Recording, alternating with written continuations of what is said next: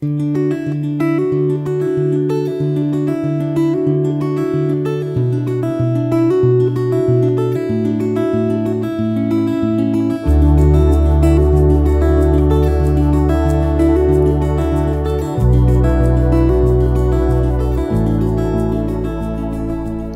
reading begins in Exodus, chapter 28, starting in verse 1.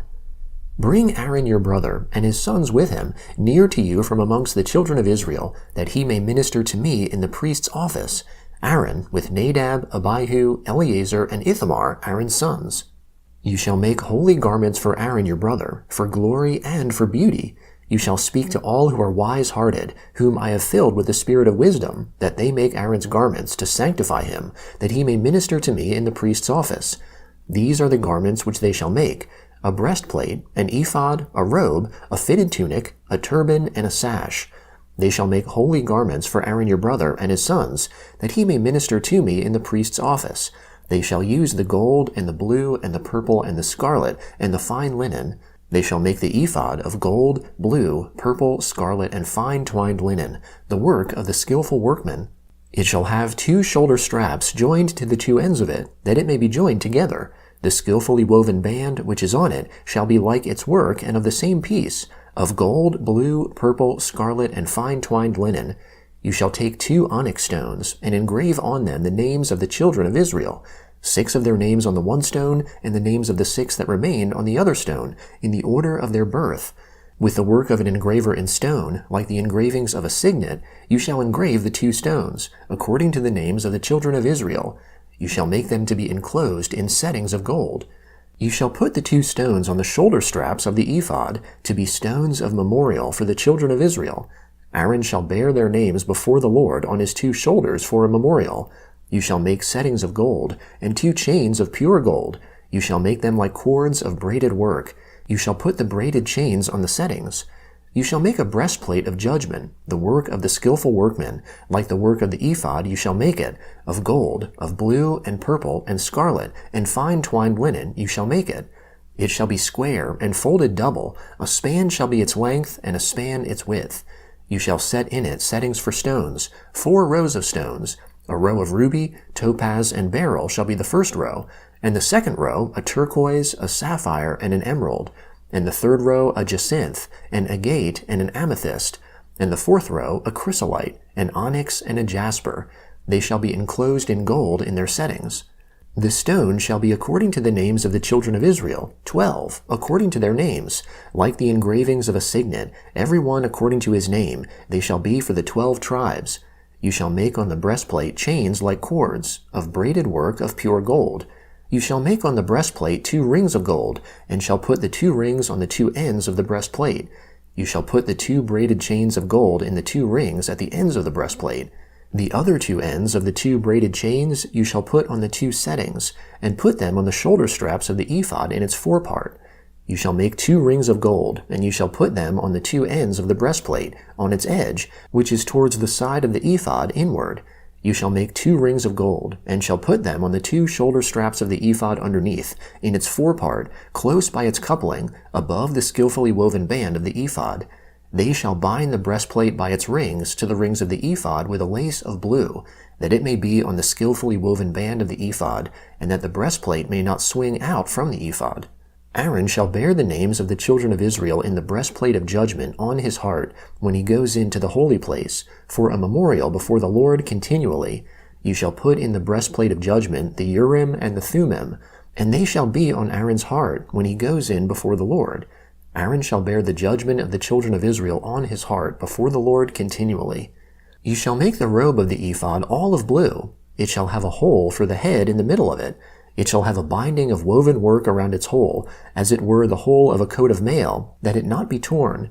On its hem you shall make pomegranates of blue, and of purple, and of scarlet, all around its hem, with bells of gold between and around them. A golden bell and a pomegranate, a golden bell and a pomegranate, around the hem of the robe.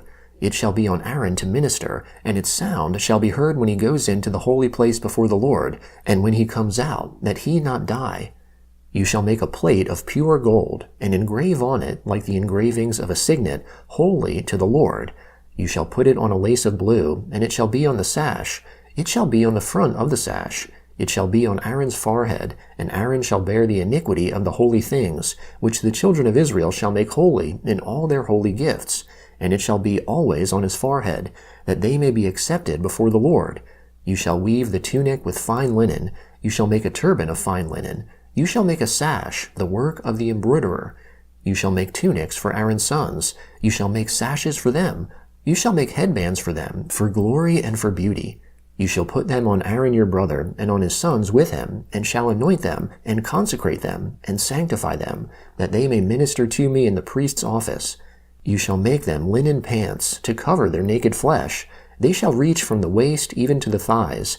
They shall be on Aaron and on his sons, when they go into the tent of meeting, or when they come near to the altar to minister in the holy place, that they don't bear iniquity and die. This shall be a statute forever to him and to his offspring after him. The Gospel of Matthew, chapter 25, beginning in verse 31. But when the Son of Man comes in his glory, and all the holy angels with him, then he will sit on the throne of his glory. Before him all the nations will be gathered, and he will separate them one from another, as a shepherd separates the sheep from the goats. He will set the sheep on his right hand, but the goats on the left. Then the king will tell those on his right hand, Come, blessed of my Father, inherit the kingdom prepared for you from the foundation of the world.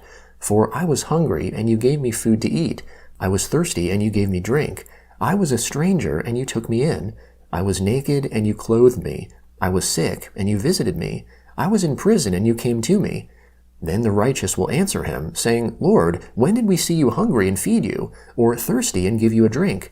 When did we see you as a stranger and take you in, or naked and clothe you? When did we see you sick or in prison and come to you? The king will answer them, Most certainly I tell you, because you did it to one of the least of these my brothers, you did it to me. Then he will say also to those on the left hand, Depart from me, you cursed, into the eternal fire which is prepared for the devil and his angels. For I was hungry, and you didn't give me food to eat. I was thirsty, and you gave me no drink. I was a stranger, and you didn't take me in. Naked, and you didn't clothe me. Sick and in prison, and you didn't visit me. Then they will also answer, saying, Lord, when did we see you hungry, or thirsty, or a stranger, or naked, or sick, or in prison, and didn't help you? Then he will answer them, saying, Most certainly I tell you, because you didn't do it to one of the least of these, you didn't do it to me. These will go away into eternal punishment, but the righteous into eternal life. When Jesus had finished all these words, he said to his disciples, You know that after 2 days the Passover is coming, and the Son of Man will be delivered up to be crucified. Then the chief priests, the scribes, and the elders of the people were gathered together in the court of the high priest, who was called Caiaphas. They took counsel together that they might take Jesus by deceit and kill him. But they said, Not during the feast, lest a riot occur amongst the people. Now when Jesus was in Bethany, in the house of Simon the leper, a woman came to him having an alabaster jar of very expensive ointment, and she poured it on his head as he sat at the table. But when his disciples saw this, they were indignant, saying, Why this waste? For this ointment might have been sold for much and given to the poor. However, knowing this, Jesus said to them, Why do you trouble the woman? She has done a good work for me. For you always have the poor with you, but you don't always have me. For in pouring this ointment on my body, she did it to prepare me for burial. Most certainly I tell you, wherever this good news is preached in the whole world, what this woman has done will also be spoken of as a memorial of her. Psalm 31, beginning in verse 9. Have mercy on me, Lord, for I am in distress. My eye, my soul, and my body waste away with grief, for my life is spent with sorrow, my years with sighing. My strength fails because of my iniquity, my bones are wasted away. Because of all my adversaries, I have become utterly contemptible to my neighbors, a horror to my acquaintances. Those who saw me on the street fled from me. I am forgotten from their hearts, like a dead man. I am like broken pottery.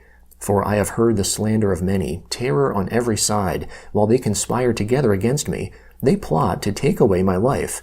But I trust in you, Lord. I said, You are my God. My times are in your hand.